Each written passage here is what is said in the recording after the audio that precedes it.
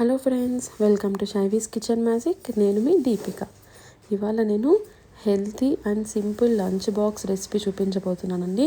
ఇది లంచ్కైనా డిన్నర్కైనా ఇంట్లో ఏ వెజిటేబుల్స్ లేనప్పుడైనా చేసుకోవచ్చు. ఇది కరివేపాకు పులిహోర అండి. చాలా టేస్టీగా ఉంటుంది. డెఫినెట్గా అందరూ ట్రై చేయాలి. ఈ కరివేపాకు మనకి హెల్త్ కూడా చాలా మంచిదండి. కిడ్స్ కరివేపాకు తినుకోకుండా పక్కకు తీసేస్తూ ఉంటారు కదా, పెద్దలు కూడా తీసేస్తూ ఉంటారు. సో అలాంటి వాళ్ళకి ఈ రెసిపీ చేసి పెట్టండి.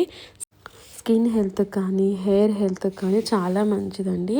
ఇది సింపుల్గా చేసేసేయచ్చు. ఈ కరివేపాకు గుజ్జుని మనము చేసుకొని ఫ్రిడ్జ్లో కూడా స్టోర్ చేసుకోవచ్చు అండి. స్టోర్ చేసుకొని 1 వీక్ పాటు కూడా యూస్ చేసుకోవచ్చు అనమాట. మీరు నెక్స్ట్ డేకి చేయాలి అనుకుంటే ముందు రోజు నైటే ప్రిపరేషన్ చేసి పెట్టుకోవచ్చు. ఆలస్యం చేయకుండా వీడియోలోకి వెళ్ళిపోదాం. ఒక మిక్సీ జార్ తీసుకోవాలి. అందులోకి 1 కప్పు దాకా శుభ్రంగా వాష్ చేసిన కరివేపాకుని తీసుకోవాలండి. ఇక్కడ కరివేపాకు క్వాంటిటీనే మనం చాలా ఎక్కువగా తీసుకోవాలన్నమాట. నేను చూపిస్తున్నాను కదా, ఈ కప్పు నిండా తీసుకోవాలన్నమాట. అలాగే ఇందులోకి 1 గుప్పెడు దాకా శుభ్రం చేసిన కొత్తిమీరని తీసుకోవాలండి. కొత్తిమీర క్వాంటిటీ తక్కువ ఉండాలి, కరివేపాకు క్వాంటిటీనే ఎక్కువ ఉండాలన్నమాట. అలాగే మన కారానికి సరిపడా పచ్చిమిర్చిని తీసుకోవాలి. పచ్చిమిర్చి క్వాంటిటీ కొంచెం తక్కువగానే తీసుకోండి.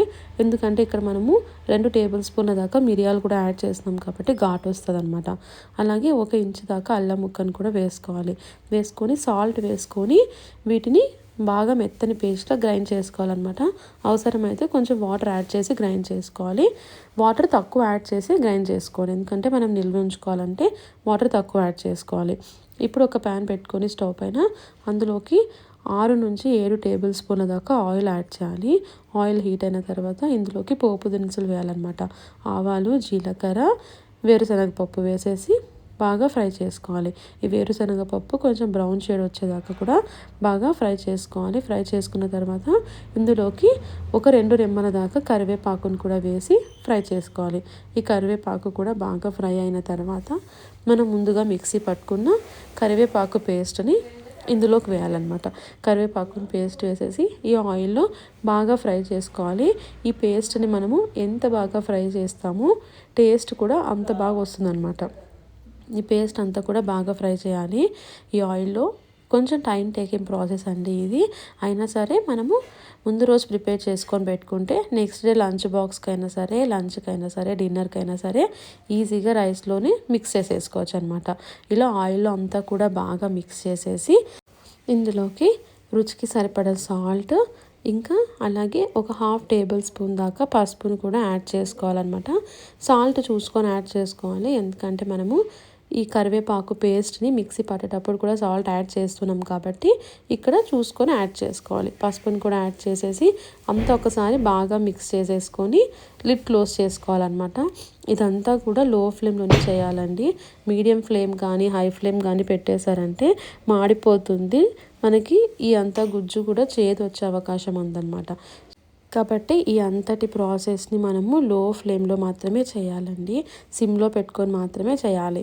మధ్య మధ్యలో కదుపుతూ ఉండాలి. 5-10 నిమిషాలకు ఒకసారి మిక్స్ చేస్తూ ఉండాలన్నమాట. ఈ కరివేపాకులో నుంచి పచ్చి స్మెల్ అంతా పోయేసి మంచి సువాసన రావాలి. అలాగే ఇదంతా కూడా పొడి పొడిగా అయ్యేదాకా బాగా మిక్స్ చేసుకుంటూ ఉండాలండి. మనకి ఈ ప్రాసెస్ అంతా అయ్యే వరకు అట్లీస్ట్ ఒక 15 to 20 మినిట్స్ అన్న టైం తీసుకుంటుందండి. కొంచెం మనం క్వాంటిటీ ఎక్కువ చేస్తున్నామంటే ½ an hour దాకా కూడా టైం తీసుకుంటుంది. చూసారా, ఈ కలర్ అంతా బాగా చేంజ్ అయిపోయింది. చేంజ్ అయ్యేసి పొడి పొడిగా తయారవ్వాలన్నమాట. ఈ కరివేపాకు పేస్ట్ అంతా కూడా ఎక్కడైనా కూడా మనకి వాటర్ కంటెంట్ ఉంటే మనం నిల్వ చేసుకోవడానికి పనికిరాదు. కాబట్టి ఇలా పొడి పొడిగా అయ్యేదాకా కూడా చేసేసుకొని స్టవ్ ఆఫ్ చేసి పక్కన ఉంచుకోవాలి. ఇప్పుడు పోపు కోసము ఇంకొక ప్యాన్ పెట్టుకొని అందులోకి 2 టేబుల్ స్పూన్స్ దాకా నెయ్యి వేసుకోండి. ఈ నెయ్యి బాగా కరిగిన తర్వాత ఇందులోకి 1 టేబుల్ స్పూన్ దాకా ఉద్దిపప్పు, 1 టేబుల్ స్పూన్ దాకా శనగపప్పు వేయాలి. ఇవి లో ఫ్లేమ్లోనే బాగా ఫ్రై చేసుకోవాలన్నమాట.